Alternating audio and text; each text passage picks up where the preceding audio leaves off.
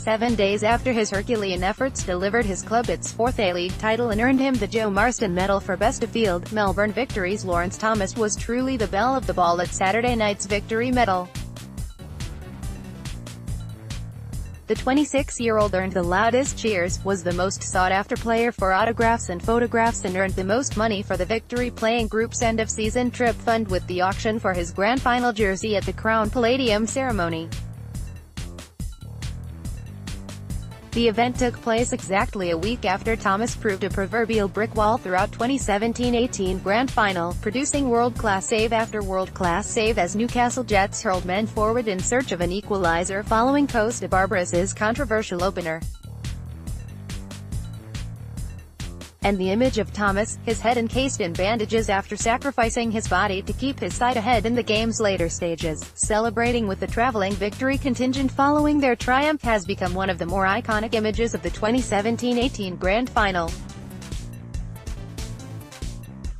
It was a celebration that Thomas thinks was well-deserved. "As a club, as players, we turn up to the best training ground in the country," he said. "A training ground with the best gym, with the best recovery facilities and the best stadium. We turn up on game day and we turn up in front of the best fans. To give back, to be the best, at the top of the league, as players coming into the season, is something very special and something this club deserves." While Victory's lighter-hued Melbourne rivals may disagree about Thomas's facility comments, there can be little doubt the Victory faithful are among the most loyal, vocal and numerous in the A-League.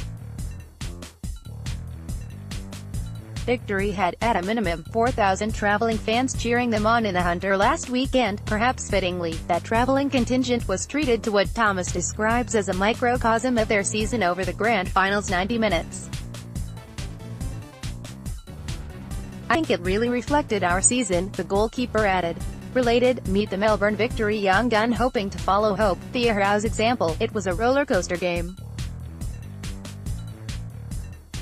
We weren't at our best, but we had to grit the game out and we ended up getting the result.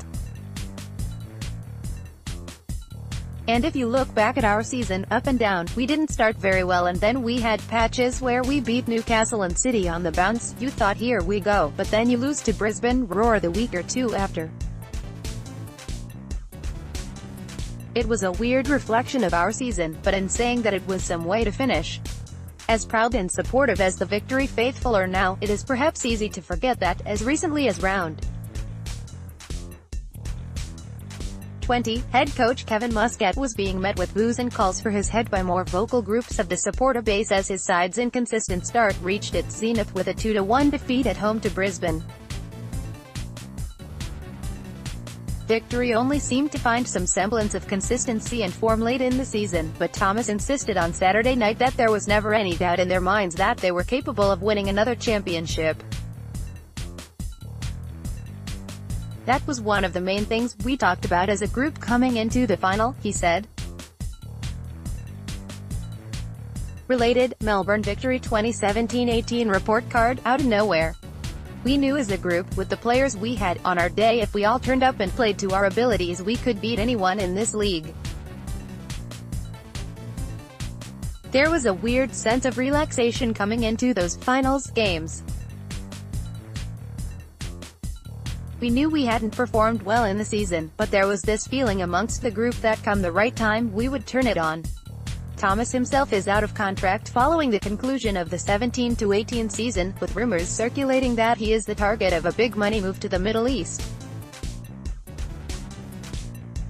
Thomas, however, when asked about his contract situation, gave the strongest indication yet that he will be returning to AAMI Park for next season, grinning as he said, "There'll probably be some news in the next few days I think.